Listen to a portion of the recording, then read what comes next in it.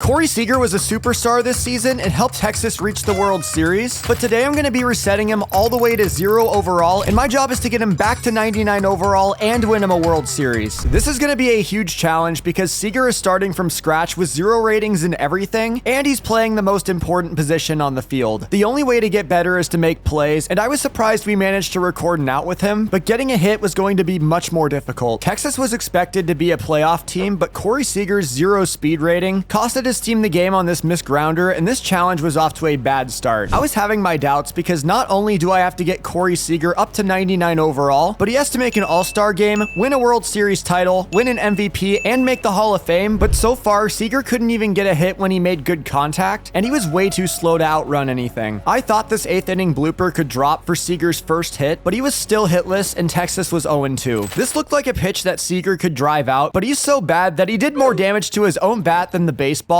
and he was still hitless after 3 losses. An easy throw from the shortstop position felt like it took a year to get there with Seager, and he was missing plays that I think even I could make as he lost Texas another game. Things were looking bleak, but after 4 games, they finally gave me a fastball right down the middle, and Seager was on base for the first time. The defense was still an issue, and I seriously have seen 7-year-olds make this throw. Thankfully, he was able to make up for it, making his best defensive play yet and turning a double play. Then, he did something I never saw coming and hit another single back up the middle. This game was an absolute breakthrough for Corey, and he earned another spin from the wheel. We're gonna spin this wheel anytime he has a good game, and plus 10 power was a good start for Seager as he was up to a game-changing 3 overall. Texas still hadn't won a game, while the Mariners were undefeated, and more upgrades for Corey Seager would be the fastest way to get this season back on track. Thankfully, in the bottom of the 7th, he got his 3rd hit, sneaking another one up the middle, and then managed to score his first run of the entire video on this sacrifice fly to help Texas finally win a game. This earned Seager a wheel spin, and this upgrade was huge as he earned a 10-point boost to all stats and jumped all the way up to 15 overall. These changes were already noticeable as Seager's defense was much better in his next game as he turned a smooth double play. He was also making more contact but didn't find a hit on his first 3 at-bats. However, that changed on his final opportunity as he lined this 9th inning pitch down the line, and thanks to his speed boost, Corey stretched this into his first extra base hit. This milestone earned him another wheel spin, landing on +5 to all stats to finally get his overall into the 20s. Seager also got his OPS above 300 after that game, which is terrible, but is still good progress. This was the best defensive play Seager had made yet, and he kept improving his bat with a weak single in the 6th. The Rangers were winning more games, and this series against the Royals was a great opportunity to win more and get Seager another upgrade. Unfortunately for him though, Bobby Witt Jr. robbed him of a base hit and turned an incredible double play. The Rangers won this game big, but Seager had a tough game aside from this double play. Kansas City had a huge lead in the next game, and Seager's lack of power was getting frustrating. Just one hit could get us another upgrade, but Seager only hit this fly out 72 miles per hour as he was hitless in this series, and while he had fallen into another slump, his defense was definitely looking much better. Then with a tie game in the 9th, Seager blooped one into shallow center, and luckily for him, the center fielder couldn't make a play on it. Seager advanced to 3rd on a walk, but Adolis Garcia couldn't score him, sending this one to extras. Seager was up again in the 11th and had a chance to win Texas the game, and to everyone's surprise, he actually did. That was Corey's 2nd multi-hit game and his first walk-off RBI of the video, and the wheel rewarded him with a much-needed 50 upgrade points. I boosted Seager's contact and clutch ratings to get him up to 28 overall going into our first division series against the 11-2 Astros. We were still in last place in the West, and we needed Seager's improvements to show up on the field. Unfortunately, Houston was out to a 5-2 lead, and Seager couldn't deliver with a runner on 3rd as we lost this one. Game 2 went to extra innings, and this was the perfect time for Seager's first hit of the series as he drove in what should have been the game-winning run, but our bullpen blew the lead. Houston swept us, but Seager earned another upgrade, this time getting a contact boost to hit 30 overall. I had no business swinging at this high fastball, but I had to do anything I could to get Seager more hits, and this gamble became his 2nd double. This helped Texas take a big lead, which Seager would add to with a very weak RBI single as the Rangers got the win, and Corey got another wheel spin, getting him up to 38 overall. His batting average was above 200, and the Rangers had won 8 of their last 10 to boost them into 3rd place in time for a division series against the 2nd place Mariners. This looked like it could be Seager's first dinger for a second, but he just didn't have the power for that yet. We won this game, but Corey didn't make much of an impact. He finally delivered in game 2 with one of his best looking hits yet, but I absolutely underestimated Julio's speed in center field as I made the mistake of going for second base. His next at-bat also looked really good, but Seager just didn't have the power in his bat to hit this one out. This was disappointing, but Seager stayed locked in, getting a slider over the plate that he sent deep over the right field fence for his first home run of the video. That won Texas the game, and Corey earned a plus 50 boost to one stat, and I chose to get his plate vision up to 77. Corey Seager was 41 overall, hitting 220, and Texas's recent hot streak gave me confidence that they could compete for a World Series. So I did what I did best, taking advantage of this game's terrible trade logic to flip Jacob deGrom for one of the best young pitchers in the league, and then get some of Seattle's best young pitching talent just in time to play them again. These moves made us a much better team as we were up 7-1 in the ninth, and I absolutely thought this was going to be Corey Seager's second home run. Texas had won 6 straight going into this game against Oakland as Seager was aboard with a single. We acquired Royce Lewis from Minnesota during our trading spree, and he advanced Seager to third before Lowe would score him. Another single would secure him a 2-hit game, and the Rangers could not stop winning. We were down 1 in our next game against Oakland, and Seager got aboard with another well-hit single as the Rangers would come back to win it, and the wheel gave Seager a much-needed power boost. He was quickly approaching 600 OPS, but our team would face a tough task against the division-leading Astros. We were up 4-2 in the bottom of the fourth, and Seager delivered a huge double against Luis Garcia. This sparked a rally, and Seager delivered again with the bases loaded in the fifth to help us get the big win. We held a 4-3 lead in our next game, and Seager went back to work with another single. However, our team couldn't score us, and Houston tied it up. We were making great contact into the outfield, and while we couldn't get anything to drop, our team still found a way to win this game. We started the season off a bit rough, but it looked like Corey Seager and the Rangers were ready to take over the West. Seager's bat was really coming alive as he picked up another RBI in the 6th, and then another base hit in the 8th as Texas was a game away from sweeping the Astros. Corey Seager got an upgrade from his 3-hit performance, and this plus 20 boost to all hitting stats is his best upgrade yet, getting him all the way up to 60 overall. While these upgrades were awesome, his fielding definitely needed more attention soon. Corey didn't get a hit in this game, but our team picked up a big-time sweep over the Astros to get within 2 games of the division lead. Obviously, Seager didn't make the All-Star game this season, but he got a lot more votes than I expected. Our team was definitely raking and should be just as dynamic after the All-Star break, especially when Seager gets more upgrades. We were facing the A's after the break, and Seager picked up right where he left off with a single. This sparked a rally from both teams, and Seager got aboard again with a tie game in the 8th. He was unfortunately pinch run for, but this was the right move as Marcus Semien would score the run and the Rangers would get the win. It felt like we were constantly on a win streak, and Seager's improvement had a ton to do with that, as his next wheel spin gave one of his stats a 50-point boost, and I'm putting it into his speed, getting him up to 64 overall. However, our team suddenly hit a wall, losing several consecutive games to start the month of September, as we blew our shot at the division title and had to settle with a wild card spot. This was really disappointing, but I hoped it didn't prevent us from competing for the World Series, as we had the AL MVP in Royce Lewis on our side. The rest of our bats were also pretty good this season, and Corey Seager finished out with a 620 OPS, but got 50 upgrade points from the wheel to put him up to a very nice 69 overall. We were taking on the Orioles in the wild card, and Seager got his first playoff hit in the 5th inning. Then in the 8th, he got creative, hitting this one back up the middle, off the pitcher's foot to secure a base hit. However, our manager called for Seager to steal, and it really looked like he was gonna make it, but was thrown out instead. Thankfully, this didn't matter as Texas took game 1, and Seager's 2-hit game earned him +5 to all stats as he surged up to 75 overall. We could sweep Baltimore, but they had a 6-run lead, and Seager couldn't help the Rangers start a rally in a big loss. Suddenly, our season was on the line, and the winner would move on to the next round. The game was tied 1-1, and Frazier made a great play at second to prevent a run, as our team blew the chance to take the lead. The game was still tied, but Seager made one of his smoothest defensive plays yet. Texas took a 1-run lead, and Corey Seager hit away from the shift for an easy 7th inning double, and Marcus Semien beat out a double play to score him from third. And that was all it took for Texas to seal this one and move on to the ALDS. We could be set for a very fun postseason run, and with the amount of work these videos take, I would really appreciate if you subscribe to the channel if you're enjoying the story, especially because we were set for a huge Texas showdown against the Astros. Houston stole the division from us, and we were looking for revenge as Corey Seager actually managed to beat out this throw to first. We scored a run and then turned a double play against Yordan Alvarez, and while Corey Seager picked up his second hit of the day in the 6th, his team couldn't score him. However, Corey took this game into his own hands, launching a clutch 8th inning no-doubter for his first home run of the postseason. That dinger got us the lead back, secured us game 1, and of course gave Corey Seager another upgrade. The wheel had been kind to us today, and this time it gave us a very much needed 20-point boost to our fielding stats, putting Seager's overall overall into the 80s. Game 2 was much different as Houston led 6-1, but Seager used his speed upgrade to beat out another throw. However, the AL MVP grounded into an inning-ending double play. Hope was grim in the 9th inning, but against all odds, Seager drove another one, watching the ball fly deep and gone as we had a tie game on our hands. This miraculous comeback sparked an extra inning rally for Texas and ended one of the best games I've ever played. We were one win away from upsetting our division rival, and of course Seager earned a wheel spin for that clutch home run, and he could get one stat up to 99, and I thought his arm strength was his biggest weakness. He was now 88 overall as Texas was looking to sweep the Astros. We trailed 9-6 in the 6th, and Corey Seager once again used the opposing pitcher's foot to his advantage. This game would end up going to extra innings, and we had a chance to walk it off. Seager was up with 2 outs in the bottom of the 10th and singled back up the middle. This brought up AL MVP Royce Lewis, and Abreu really caught him off guard with his inside fastball. We had another chance to win this game in the 12th, and we were off to a good start as Josh Young doubled, and Tavares advanced him to third, but Jonah Heim flew out to end the inning. This game refused to end as our bullpen held its own, and Corey Seager had another chance to be clutch. Then, they knew this first pitch was a huge mistake as Corey Seager gave this one a deep drive, sending Kyle Tucker back to the wall, and it was over. The Rangers beat the Astros just like in real life, and how fitting is it that Corey Seager was the one to deliver the walk-off home run. That was one of the best playoff performances I had ever seen as Seager earned a spin from the wheel, and 10 points to all stats got him all the way up to 98 overall. We were taking on the Twins in the ALCS, and Seager had another clutch chance in the 9th, but got under this one to keep the game tied. Game 1 went into extras, and Seager was up with a man on first. This time, he wouldn't miss the opportunity to score a run, smoking this double into the gap, and while I completely forgot to run to second base, we took the lead and took a very close Game 1. Seager was putting together one of the best playoff performances I had ever seen, and he was aboard on his first at-bat of Game 2, but we actually ended up losing this one. We needed to bounce back in Game 3, but our offense was completely dead. The Twins took a 2-run lead, but Seager was looking to get this offense back on track, shooting this one over the right fielder's head for a double. We just needed one of our teammates to score us, and Nate Lowe delivered on this opposite field single. Unfortunately for us though, that was the only run we could score in this game, and Minnesota took the series lead. Game 4 got off to a similar start with the Twins leading 1-0, but Seager was done watching his team's offense suffer and went over the fence to take the lead. Texas would go on to win in extra innings, tying the series 2-2. However, Minnesota had a 5-3 lead in the 8th, and Seager couldn't deliver as we were a game away from elimination. Our season was on the line, and Corey Seager didn't want his historic playoff performance to go to waste as we singled, but our team once again failed to score any runs. The game was tied 1-1 in the 8th, and Seager missed another opportunity to score a runner from second. However, he'd get another chance in extra innings, but hit this one sharply right at the second baseman. It was the bottom of the 11th, and Seager was looking to turn a double play, but Castro beat out the throw, and the Twins would end our magical playoff run. This was the worst way to end the season, as Seager was 1 point away from being 99 overall, and we finished season 1 without completing any video goals. Our team really didn't need anything in free agency, but I did trade for Felix Bautista in the offseason, and we were fittingly up against the team that ended our season on opening day. Down 2-1, Seager got his first hit of the season on this single, then he stole his first base of the entire video to get to second, and it was a good thing he did because it helped Josh Young score him. We still needed to get Corey into the All-Star game and win him MVP, so this 2-hit day will definitely help his case as we got a revenge against Minnesota. Seager had his first walk-off chance of the season against the Mets. While he couldn't end the game, he did get aboard with 0 outs, which helped Josh Young drive in the winning run. We started the season 20-10, and we were the best team in baseball. However, our next game was against the Padres and their new ace, Shohei Ohtani. Seager had a scoring chance with 2 runners on, and after an 8-pitch at-bat, he drove this one deep to the wall where it was caught. It would have been really cool to homer off of Ohtani, but our team had a 6-4 lead, and Seager took advantage of an 8th inning at-bat, stretching this one into a double and helping his team secure the win. The Astros were looking for revenge after we knocked them out of the playoffs, but Corey Seager wasn't going to make it easy for them, tying this game in one swing with an opposite field no-doubter, and the Astros didn't stand a chance after that. Seager was only in 3rd place for All-Star voting at this point in the season, and was only 6th on the team in OPS as Royce Lewis was having another MVP caliber year. However, Seager's improvements this season did help him reach 99 overall, completing the first video goal as a wheel spin allowed me to max out Seager's durability, which will definitely help him play some more games. This gave Corey the boost he needed as he extended a 15-game hitting streak with this no-doubt home run against the Rockies. After that, he went on a huge hot streak and jumped up to 2nd for shortstop All-Star voting. This game was his last chance to show out for the voters, and he turned on this high pitch and launched it over the fence for his 19th home run of the year. However, Seager wasn't done delivering and hit his second home run of the game on only his second at-bat as Texas embarrassed the A's and went into the All-Star break with a 65-26 record. Seager became an All-Star, completing another video goal, and our wheel spin allowed us to add 10 points to all stats. It was time for Seager to make a push for the MVP, as the race was led by his teammate Royce Lewis. We had a chance to walk off a 0-0 game against Seattle, and did exactly that, absolutely demolishing this moonshot as Seager continued to be one of the clutchest players in baseball. The Rangers were down 1 against the Astros, and Seager wasted no time getting a 9th inning rally started with this double to the gap. Garcia would single to score him, which tied the game, and then Nathaniel Lowe finished the job. Corey Seager and the Rangers cruised through September to make the playoffs with 111 wins, and we were set to make another run for the World Series. Unfortunately, Pete Alonso won the MVP after a 48 home run season, but Corey Seager did win a well-deserved Hank Aaron Award after finishing with a 995 OPS, 36 home runs, and 112 RBIs. We were taking on the Rays in the ALDS, and Game 2 was in extra innings. We led 1-0 in the series, and were looking for another win, but Seager grounded it back to the pitcher. This game would not end, but Tampa Bay took the lead in the 14th. We once again needed Corey Seager to come through in the clutch, and he really got a hold of this one, sending it all the way back to deep center field, watching it go straight into the glove of the outfielder as we took a loss. That was a disappointing way to end a 14-inning game, but Corey was already looking for redemption, getting aboard with a single, but Texas couldn't capitalize on the early base runners. Texas did eventually take a 5-run lead as Seager collected 3 hits to help the Rangers win this game. A win would move us on to the ALCS, but Corey Seager wasn't having the same postseason success as last season. He finally managed to get aboard on this 8th inning single, and while this helped Texas get a run back, it wasn't enough, and this series would come down to Game 5. We were down 2-0 in the 3rd inning, and Corey Seager finally found extra bases in the playoffs. This was encouraging, but once again, our team would leave the bases loaded. We would cut their lead to just 1 run, and Seager went back to work with another double in the 5th, but just like last time, his team couldn't score him. This was incredibly frustrating, but all we could do was sit back and watch our team blow another game. Down to our last out, Seager hit his 3rd double of the game, but was left on base for the 3rd time today as the Rays pulled off the upset. This was a shocking loss for a team that was way too good to be losing in the first round of the playoffs. The next season was even better for the Rangers as they won a record 118 games, and Corey Seager won his first MVP award after hitting 51 home runs and 147 RBIs. The Rangers had terrible playoff luck 3 seasons in a row, but this team finally made it to the World Series, taking on the Philadelphia Phillies. Seager's first at-bat looked like it would drop, but the outfielder made a great play and the Phillies led 2-0. However, Seager redeemed himself on his next at-bat on this double to put runners at 2nd and 3rd. This sparked a rally, and Texas would come back to take Game 1. Game 2 was tied at 0 until Seager drove in the first run of the game. Philadelphia rallied, and Seager was up with his team down 2, and while this may have been one of my worst swings ever, it managed to drop in play to score another run as Josh Young would score Seager to tie the game. This game was tied in the 7th, but Seager was back up, and he delivered the clutchest play of the game on this dinger to right, and that was enough to win Texas a thrilling Game 2. We won another game, and we could sweep the World Series as Seager launched a no-doubt blast with his team down 2. Philadelphia extended their lead, but have no fear because Corey Seager decided to do it again in the 3rd inning. Going back-to-back in a World Series elimination game was very Corey Seager-esque and helped the Rangers finally win a World Series. We rebuilt Texas into a Godsquad with 0 overall Corey Seager, who would retire at age 39, and despite putting together 3 MVP seasons, this was not enough to get him inducted into the Hall of Fame, as we failed to complete all of the video goals. Thank you so much for sticking all the way through this video. Please drop a like and subscribe if you enjoyed, and be sure to check out these videos, and if you like my content, please click right here to see more.